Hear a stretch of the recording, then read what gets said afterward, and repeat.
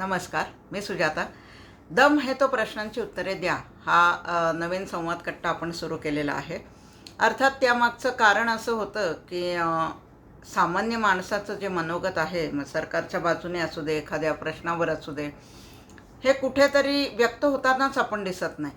म्हणजे पारतंत्र्यात होतो त्यावेळे निदान सरकारच्या विरोधात म्हणून का विना लोक घोषणा देत होते. पण आपली जी आत्ताची पिढी आहे, आता तर मॅक्झिमम आपण बघितलं तर आपली बहुतांश जी लोकसंख्या आहे ती नंतरच्या काळातच जन्माला आलेली आहे. म्हणजे ज्यांनी पारतंत्र्यातली धग ती अनुभवलेली आहे किंवा ती परिस्थिती जवळून बघितलेली आहे, असे अगदी थोडेफार लोक आता अस्तित्वात कदाचित असतील. पण मग जे स्वातंत्र्य आपल्याला आयतं मिळालेलं आहे त्याचा सन्मान आपण केला आहे का, हा सुद्धा प्रश्न महत्त्वाचा आहेच ना. कारण नो डाऊट गेल्या 75 वर्षात भारताने प्रचंड प्रगती केलेली आहे वेगवेगळ्या क्षेत्रांमध्ये, औद्योगिक असेल, बाकीच्या असेल, शैक्षणिक असेल. पण सामाजिक परिस्थितीमध्ये आपली जी अधोगती चालू आहे ना, म्हणजे ती पहिल्यापासून गेली चालूच आहे. आपण व्यक्त होणंच बंद करून टाकलं. चुकीच्या गोष्टींविरुद्ध बोलणं, आपल्याला काय करायचं आहे? अरे स्वातंत्र्यवीर जे लढले ते जर का असं म्हणलं असतं की आपल्याला काय करायचं आहे, तर मग आपण तर आजही पारतंत्र्यातच असतो. शिवाजी महाराज जर का म्हणले असते की मला काय करायचं आहे, आज आपण हिंदू तरी असतो का? पण मग त्यांचा सन्मान ठेवण्यासाठी कुठेतरी त्या कार्याला पुढं नेणं तर गरजेचं आहे का नाही? बरं, कार्याला पुढे नेणं न नेणं ही पात्रता आपल्यात आहे का नाही हा गोष्ट वेगळा, पण निदान त्या कार्याचा सन्मान करण्याची पात्रता तरी आपल्यात आहे का नाही, हा विचार जेव्हा मनात येतो ना, तेव्हा आतून आपल्याला कुठेतरी हादरवून सोडतो की खरोखरच आपण त्या महापुरुषांचा सन्मान ठेवण्याच्या तरी लायकीचे आहोत का नाही. हा विचार आता समस्त समाजाने करणं गरजेचं आहे. याला कारणीभूत ठरला कुठेतरी रणदीप हुडा याचा स्वातंत्र्यवीर सावरकर हा चित्रपट. अर्थात हा व्हिडिओ चित्रपटावर नाही, पण कुठेतरी हा व्हिडिओ करण्यासाठी तो चित्रपट कारणीभूत आहे हे मात्र नक्की. जेव्हा चित्रपट बघून आपण बाहेर पडतो, अर्थात स्वातंत्र्यवीर सावरकरांबद्दल आपण इतक्या गोष्टी ऐकलेल्या आहेत किंवा त्यांच्या वाचनातून आपल्याला कळलेलं आहे की कालापानी म्हणजे काय होतं, त्यांनी काय हाल अपेष्टा सोसल्या तिथे, हे वाचणं वेगळं आहे. म्हणजे त्याबद्दल आपण पूर्णपणे अनभिज्ञ होतो अशातला काही भाग नाही. पण दृश्य स्वरूपात ते जेव्हा आपल्या समोर येतं ना, समोर काय अंगावरच येतं, त्यावेळेला पूर्णपणे आतमधून मी हादरून गेले. आणि ज्या महान आत्म्यांमुळे इथं विषय फक्त सावरकरांचा नाही, सशस्त्र क्रांती केलेल्या 1857 पासूनचा इतिहास त्यांनी जो घेतलेला आहे, तर प्रत्येक व्यक्ती जी प्राणपणाने लढली आहे, ज्यांनी आपलं स्वतःचं रक्त या देशासाठी सांडलेलं आहे, ते प्रत्येक विचारधारा ही स्वातंत्र्यवीरांचीच होती. त्या लोकांचा सन्मान आपण कितपत ठेवला आहे? आज आपण जे स्वातंत्र्य उपभोगतोय ते त्या महान आत्म्यांच्या आहुतीमुळे भोगतोय, याची कुठेतरी आपल्याला स्वतःला जाणीव आहे का? तर कुठेतरी आपण सन्मान करतो म्हणजे काय? या प्रत्येक नाण्याला दोन बाजू असतात असं मी नेहमी म्हणते. त्याप्रमाणे मला सन्मान आहे. सन्मान म्हणजे काय? मी त्यांच्यापुढे नतमस्तक होते, त्यांच्या कार्याची मला जाणीव आहे. पण हा 50% झाला. जर का त्या महान आत्म्यांचा कोणी अपमान करत असेल आणि मी त्याला तोडीस तोड उत्तर देऊ शकत नसेल, तर कुठंतरी त्या अवहेलनेला माझी पण मूकसंमती आहे. आणि मी ते कुठंतरी ती अवहेलना ॲक्सेप्ट करणं हा सुद्धा फार मोठा पराभव आहे, याची कुठेतरी फार प्रकर्षाने जाणीव झाली मला हा चित्रपट बघितल्यावर. आणि म्हणून मी आजचा व्हिडिओ करते. एक फेसबुकवर मी पोस्ट बघितली होती की आत्ताच्या मुलांना हा इतिहास सांगायला पाहिजे का, हे कळायला हवा का? फार महत्त्वाचा प्रश्न आहे हा. कारण इतिहास जो माझ्यासमोर आला स्वातंत्र्यानंतरचा, आता मी सुद्धा 50शी पार केलेली आहे, आमच्यासमोर जो इतिहास आला तो कित्येक गोष्टी म्हणजे एक ठराविक लोकांना प्रमोट करणारा होता. अगदीच बोलायचं झालं तर मार्केटिंग करणारा तो इतिहास होता. पण कुठल्याही एका व्यक्तीमुळे कधीही स्वातंत्र्य मिळालेलं नाही. याला खूप मोठा कालावधी कारणीभूत आहे. त्याच्याबरोबरच असंख्य लोकांनी जी प्राणाची आहुती दिलेली आहे ती सुद्धा कारणीभूत आहे. आणि त्यांचाही योग्य तो सन्मान या देशात व्हायलाच हवा, यासाठी हा व्हिडिओ आहे. जेव्हा मी सावरकरांची अवहेलना झालेली बघते ना, तेव्हा जर का नवीन पिढीने हा विचार केला की अरे मग एवढ्या हालापेष्टा सोसून या देशात जर का त्याची काही किंमतच होत नसेल किंवा त्याची अवहेलना होत असेल तर मी एवढ्या हालापेक्षा सोसायच्या का? असा जर का नवीन पिढीने विचार केला तर त्याला कुठेतरी ही हार, आपलं हे अपयश आहे आपल्या पिढीचं, आपल्या आधीच्या पिढींचं म्हणा, की जे 70 वर्ष मूग गिळून फक्त गप्प बसलेले आहेत. जेव्हा आपण आत्मसन्मानाच्या गोष्टी करतो ना, पारतंत्र्यात होतो म्हणजे काय? आपल्याला स्वातंत्र्य हा आपला जेव्हा म्हणतो मूलभूत अधिकार आहे, त्या अधिकारासाठी जेव्हा लोक लढतात तेव्हा आत्मसन्मान हा सुद्धा आपला अभिमानच असायला हवा आणि तो सुद्धा आपला मूलभूत अधिकारच आहे. मग आत्मसन्मान म्हणजे काय? मी काय गाल पुढे करायचं आहे? नाही. समोरच्याचा हात माझ्या गालापर्यंत येण्याआधीच त्याला रोखणं ही आत्मसन्मानाची पहिली पायरी असते. तिथं त्याचं मतपरिवर्तन होईल ह्या असल्या फालतू विचारांमध्ये मी असता कामा नये. कारण त्यांनी कसा विचार करावा आणि त्या विचाराने त्यांनी काय कृती करावी याच्यावर माझा कंट्रोल कधीही नसतो. माझ्या कृतीला मी कारणीभूत आहे, समोरच्याचा नाही. एखाद्या गोष्टीमुळे तुम्ही समोरच्याचं मतपरिवर्तन कराल पण ते होईलच हे त्याच्यावर अवलंबून आहे, तुमच्यावर नाही. म्हणून आत्मसन्मानाची पहिली पायरी असते समोरच्याचा हात रोखणं. आणि स्वसंरक्षण त्यालाच म्हणतात जेव्हा तो परत उठण्यासाठी तो हातच शाबूत न राहणं. याला हिंसा म्हणत नाही, त्याला स्वसंरक्षणच म्हणतात. आणि आजही कायद्याने आपल्याला तो अधिकार आहे म्हणूनच त्याला स्वसंरक्षणार्थ केलेली कृती म्हणतात, त्याला हिंसा म्हणत नाही.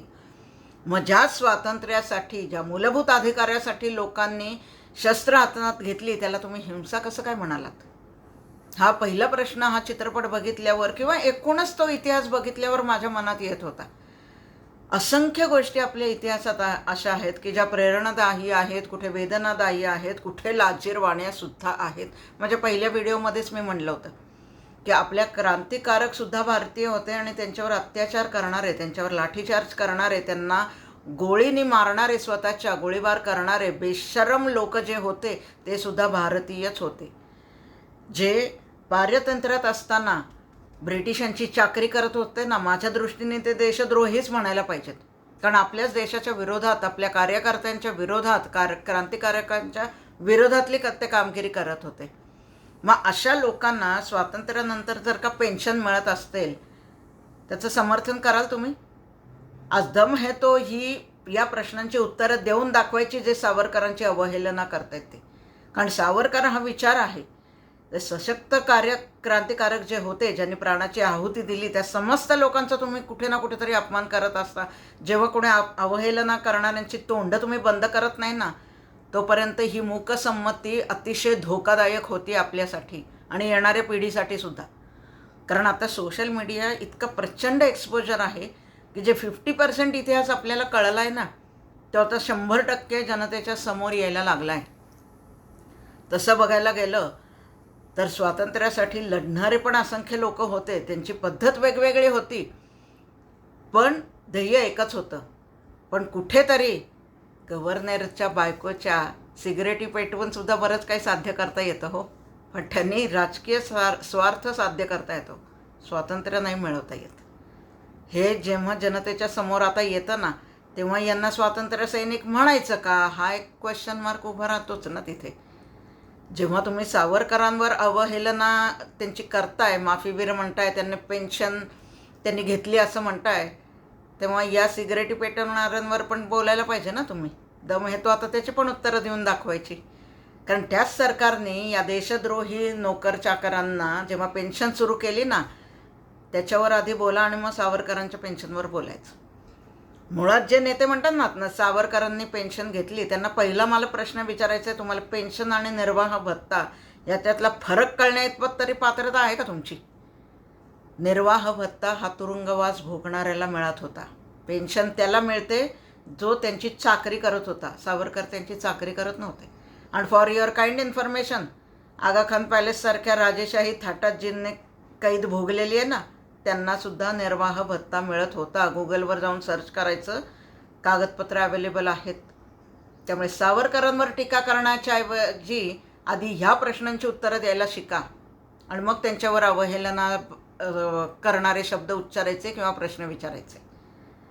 तुम्ही जेव्हा त्यांना माफीवीर म्हणता ना, त्यावेळेला प्रत्येक राजाचा तुम्ही इतिहास बघा, कुठल्याही देशाचा असू दे, जेव्हा तुम्हाला लढायचं असतं ना, त्यावेळेस तुम्ही जिवंत राहणं गरजेचं असतं. वेळ प्रसंगी जेव्हा तुम्ही शस्त्र उचलता त्यावेळेला परिस्थिती बघून 2 पावलं मागं येणंसुद्धा गरजेचं असतं. या देशात सावरकरांचा सन्मान होवो न होवो, माझ्या दृष्टीने हे महत्त्वाचं आहे की ज्या ब्रिटिश सरकारविरुद्ध समस्त क्रांतिकारक लढले, त्या ब्रिटिश सरकारने आजही लंडनमध्ये माझ्यासमोर जेव्हा ही पोस्ट आली ना, तेव्हा अभिमानाने माझा ऊर भरून आला. ताठ मानाने मी म्हणू शकते की मी सावरकर भक्त आहे. हो, मी त्यांचा सन्मान करते आणि आयुष्यभर करत राहीन, कारण त्यांचा सन्मान ब्रिटिश सरकारने केला. जेव्हा शत्रू तुमच्या कार्याचा सन्मान करतो ना, त्याला तुमच्या स्वदेशीच्या कुठल्या सन्मानाची गरज नाही नसते हो. कारण शत्रूचा सन्मान हा तुमच्या स्वदेशीच्या सन्मानाच्या कितीतरी पट मोठा असतो. लंडनमध्ये फिरताना जेव्हा एका मुलाने जेव्हा एक फेसबुकवर पोस्ट टाकली की मी असं ठिकाणी गेलो फिरता फिरता की जिथं त्या इमारतीच्या फ्रंटवर एक मोठ्या अक्षरात तिथं एक माहिती लिहिलेली आहे की भारताचे प्रखर देशभक्त स्वातंत्र्यवीर सावरकर या काळात, विशिष्ट काळात या ठिकाणी राहत होते. यासारखा सन्मान दुसरा कुठला असूच शकत नाही. आणि तुम्ही अशा माणसाची अवहेलना करत असाल तर तुमच्या पात्रतेची आणि तुमच्या लायकीवरच प्रश्नचिन्ह उभं राहतं, कारण तुम्ही ब्रिटिशांइतकं त्यांना ओळखलेलंच नाही. सशस्त्र क्रांतिकारकांमध्ये जो जीव ओतण्याची जी वृत्ती होती, तो सर्व विचार हा सावरकरांचा विचार आहे. सावरकर माझ्या दृष्टीने एक व्यक्ती नाही, ती एक विचारधारा जेव्हा आम्ही बघतो ना, तेव्हा ती समस्त लोकांचे आहेत. मग ते भगतसिंग असू दे, राजगुरू, सुखदेव, खुदिराम बोस, असंख्य लोक आहेत ज्यांनी प्राणाची आहुती दिली ना, त्या प्रत्येकांमध्येच तो विचार होता. म्हणूनच म्हणते, आत्मसन्मानासाठी गाल पुढे करणं गरजेचं नसतं, ते रोखणं आणि त्याची हिंमत असणं हाच माणूस क्रांती घडवू शकतो. अर्थात माझा याचा अर्थ बापूंच्या गोष्टींना विरोध आहे असा नाही, अजिबात नाही. पण तुम्हाला बापूंचा मान ठेवायचा असेल तर ठेवाय, पण याचा अर्थ तुम्ही सावरकरांची अवहेलना करायची असा होत नाही. दोघांचे विचार वेगवेगळे होते, दोघं आपापल्या पद्धतीने लढत होते, पण मग सन्मान सगळ्यांचाच व्हायला पाहिजे होता. अर्धा इतिहास डोळ्यासमोर आणून तुम्ही काय साध्य केलं? तुम्हाला काय वाटलं? आज सोशल मीडिया इतका एक्सपोजर मिळते की सगळा इतिहास हळूहळू समोर येतोय लोकांच्या.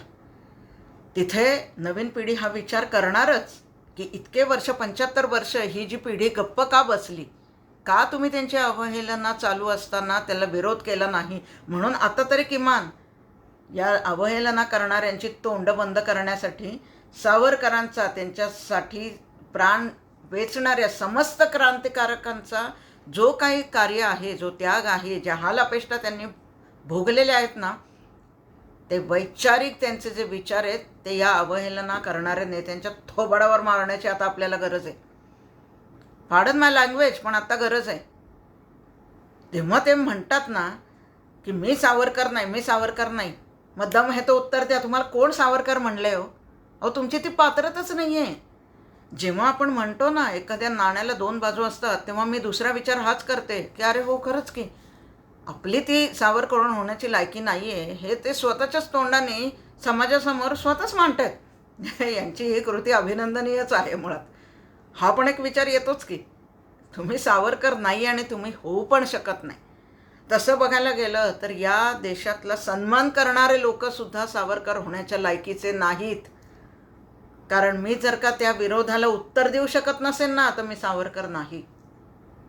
आज मला स्वतःबद्दल खरंच मला खंत वाटली की मी सावरकरांचं, मी त्या समस्त कुठल्याही क्रांतिकारकांचा मी सन्मान करते, पण तो 50%च करते. त्याची अवहेलना करणाऱ्यांचं तोंड मी बंद करू शकत नसेल तर मी 100% सन्मान करेनच असं नाही. जसं आज शिवाजी महाराज जर का चुकून माकून या धर्तीवर आले, तर ज्या हिंदुत्वासाठी ते लढले, त्या हिंदुत्वासाठी आपण जर का तोंडही उघडू शकत नसू तर त्यांना खंत वाटेलच. अरे, आज त्या महाराजांनी जीवाची रान केलं तेव्हा आपण हिंदू आहोत, पण ते हिंदुत्व जपायला जर का आपण कुठंतरी कमी पडत असू ना, तर तो महाराजांचा सुद्धा कुठं ना कुठंतरी आपण कार्याचा अपमानच करतोय हो. त्यांचा सन्मान करायला शिकण्यासाठी आपल्याला हिंदुत्वाचा अभिमान करणं गरजेचं आहे.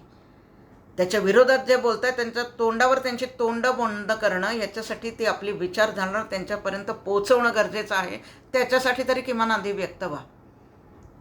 आज अनेक पत्रकार असे आहेत की जे वेगवेगळ्या पद्धतीने खरा इतिहास समाजाच्या समोर आणण्याचा प्रयत्न करतायत. तिथं लोकांना खरे क्रांतिकारक कोण, खरे महान कोण होते, एका व्यक्तीमुळे या देशाला स्वातंत्र्य मिळालेलं नाही. त्याच्यासाठी असंख्य लोकांनी प्राणाची आहुती दिलेली आहे. अगदी 1857च्या लढ्यापासनं त्या प्रत्येकाचा या देशात सन्मान व्हायला पाहिजे. आणि तुम्हाला सन्मान करता येत नसेल तर त्याचा अवमान करण्याची पण तुम्हाला अधिकार नाही, कारण तेवढी तुमची पात्रताच नाही. निर्वाह भत्ता आणि पेन्शनमधला फरक त्यांना कळणारच नाही, ज्यांच्या पूर्वजांनी कधी तुरुंगवासच भोगलेला नाही. त्यांचा इतिहास आधी पूर्वजांचा बघा आणि मग सावरकरांवर बोला. ज्या नेत्यांवर आज भ्रष्टाचाराचे असंख्य आरोप आहेत, जे समोर आहेत आमच्या समाजाच्या, त्यांची तर लायकीच नाही सावरकरांचं नाव घ्यायची, किंवा समस्त त्या क्रांतिकारकांचं नाव घेण्याची तुमची लायकी नाही. त्या महापुरुषांचा अवमान करण्याची तुमची लायकीच नाही, ज्यांच्यावर भ्रष्टाचाराचे असंख्य प्रकरणं चालू आहेत त्यांनी. आणि त्यांना जर का उत्तर द्यायला आपण कुठेतरी कमी पडत असू ना, तर आपलं अपयश आहे हे आता जनतेने ओळखणं गरजेचं आहे. म्हणून आजचा व्हिडिओ आहे. आपल्याला आपल्या स्वतःच्या आत्मसन्मानाबरोबर आपल्याला आपल्या हिंदुत्वाचा पण अभिमान असणं गरजेचं आहे, ज्यांनी त्याच्यासाठी प्राण वेचलेले आहेत. तर आपण आज त्यांचा सन्मान करू शकतोय हे लक्षात ठेवा. सशस्त्र क्रांती तेव्हाच घडते जेव्हा वैचारिकदृष्ट्या तुम्ही आधी त्या क्रांतीसाठी तयार होत असता. जिथं षंढासारखे तुम्ही गप्प बसताना तिथं क्रांती त्या समाजात कधीच घडणं शक्य नाही. आणि म्हणूनच आपल्या समाजात इतके वर्षात कधी क्रांती घडलेली नाही. असंख्य प्रकरण आपण बघतोय. सगळे मुख्यमंत्री, कोणी हा नेता, कोणी तो नेता, पक्ष कुठला का असे ना, भ्रष्टाचाराच्या कार्यासाठी जातोय आतमध्ये, हसत हसत मफलर उडवत, आणि आपल्याला त्याची लाजही वाटत नसेल तर आपणच त्या समाज कुठेतरी बिघडलेल्या किंवा खालावत चाललेल्या समाजा परिस्थितीसाठी जबाबदार आहोत, हे विसरू नका. अशा एखाद दुसऱ्या व्हिडिओने कधी समाजाचं परिवर्तन होतं का असं म्हणणारे पण लोक आहेत. पण मला किमान त्यासाठी प्रयत्न केला मी. मला यश मिळेल ना मिळेल ही गोष्ट वेगळी आहे, पण त्यासाठी मी कुठेतरी प्रयत्न तरी केला, याचं मला समाधान तरी कुठेतरी आहे. ते समाधान तुमच्यासारख्या प्रत्येकाला मिळणं आता खरंच गरजेचं आहे. त्यासाठी तरी महापुरुषांचा, जे कुठलेही महापुरुष असू दे, त्यांचा अवमान करण्याचा अधिकार कोणालाही नाही. आक्षेपार्ह शब्द जे उच्चारतील त्यांना तिथल्या तिथं त्यांची तोंड बंद करा. वैयक्तिक पातळीवर ते उतरतायत कारण त्यांच्याकडे वैचारिक विरोधात लढायची पात्रता नाही. आणि ज्याच्याकडे ती नसते ना, तोच नेहमी वैयक्तिक पातळीवर उतरतो, हे लक्षात घ्या. म्हणून क्रांतिकारकांचे प्रखर जे विचार आहेत, त्यांचं कार्य आहे, त्यांचा त्याग, हालअपेष्टा, हे सगळं त्या समाजासमोर त्यांच्या तोंडावर फेकून मारा, की परत त्यांना दम हे तो या प्रश्नाची उत्तरं द्यायला आपण भाग पाडायचं, तरच त्यांची तोंड बंद पडते. यासाठी हा कट्टा आहे. दम हे तो या प्रश्नाची उत्तरं द्यायची. जेव्हा तुम्ही अवहेलना करताना, तेव्हा स्वातंत्र्यानंतर तुम्ही ज्या देशद्रोही लोकांना, चाकरी करणाऱ्यांना ज्यांना तुम्ही पेन्शन दिलीत ना, त्याच्यावर आधी बोलायचं आणि मग बाकीच्यांवर टीका करण्याचा तुम्हाला अधिकार उरतो. आधी तिथं बोलायचं आणि मग बाकीच्या गोष्टी विचारसुद्धा करायचा. आपण हे प्रश्न विचारलेले नाही आहेत ना, म्हणून यांची हिंमत होते अशी अवहेलना करण्याची. मुद्दे काढले ना तर इतके व्हिडिओ तयार होतील की यांची उत्तरं देता देता यांची तोंड बंद होतील.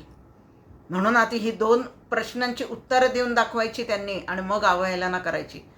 आज जेव्हा लंडनमध्ये त्यांचा सन्मान होतो, ही वास्तविकता त्यांच्या तोंडावर फेकून मारा, म्हणजे मग गप्प बसतील.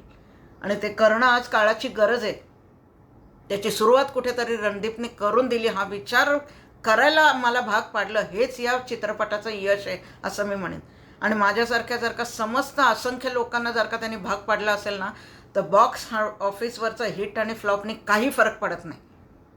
तसंही हॅशटॅग बॉयकॉट बॉलिवूड जेव्हापासून झालं ना, तेव्हा या लोकांना आपला हिट चित्रपट करण्यासाठी स्वतःच्या चित्रपटाची तिकीटं विकत घ्यायला लागतात. त्यामुळे अर्थकारण करणाऱ्या लोकांनी या चित्रपटाच्या हिट आणि फ्लॉपवर बोलायला जाऊ नये, अजिबात नाही. ही एक विचारधारा आहे आणि त्यांनी जर का थोडा तरी तुम्हाला विचार करायला भाग पाडलं तरी ते चित्रपटाचं यशच आहे. आणि त्यासाठी मी रणदीप हुडाचे समस्त मी जनतेतर्फे मी त्याचे आभार मानेन की फार प्रखरपणे त्यांनी तो चित्रपट समोर आणला, ती भूमिका तो जगलाय आणि ती विचार करायला आम्हाला त्यांनी जे भाग पडले त्याच्यासाठी मी एकच म्हणेन, जिओ रणदीप, जिओ. खूप चांगलं कार्य करतोयस तू. आणि त्याच्यातलाच एक छोटासा खारीचा भाग म्हणून आज मी जेव्हा या गोष्टीला विरोध करायला लागते, हां, मी विचारांनीच विरोध करीन, मी वैयक्तिक पातळीवर उतरणार नाही. पण जे त्यांची अवहेलना करतायत त्यांनी स्वतःच्या नेत्यांच्या आम्ही विचारलेल्या प्रश्नाची उत्तरं पण मग तयार ठेवायची, आणि त्याची उत्तरं देता येत नसेल तर मग टीका पण नाही करायची. कारण आम्ही जेव्हा प्रश्नावली काढू ना, त्याला आता अंत नसेल, एवढं लक्षात ठेवायचं.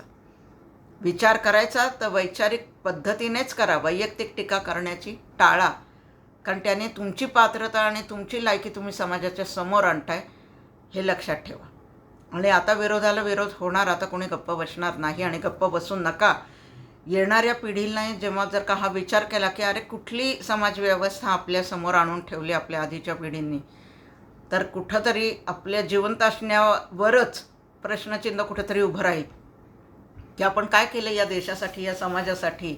हा प्रश्न जर का जाताना या देशातून, आपल्या जगातून जाताना विचार समोर आला तर त्याचा काही उपयोग नाही. त्यासाठी वेळीच जागा होणं गरजेचं आहे.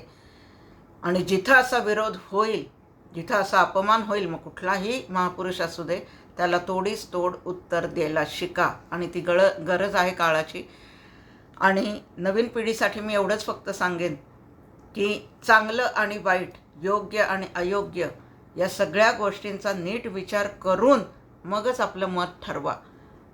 या देशाने आपल्याला खूप काही दिलेलं आहे. आता वेळ आलेली आहे कुठेतरी आपण या देशासाठी काहीतरी करायची. नुसतं देशावर प्रेम आहे असं म्हणू नका. काहीतरी करण्यासाठी थोडंच का विना व्यक्त व्हायला शिका. तेवढंसुद्धा देशाची सेवा करण्यासारखंच आहे असं समजूयात. आणि एका चांगल्या समाजासाठी आपण थोडा का विना खारीचा वाटा प्रत्येकाने उचलावा, अशी एक साधी सरळ अपेक्षा आहे. एवढीच एक विनंती आहे, त्याचा जरूर विचार करा. धन्यवाद.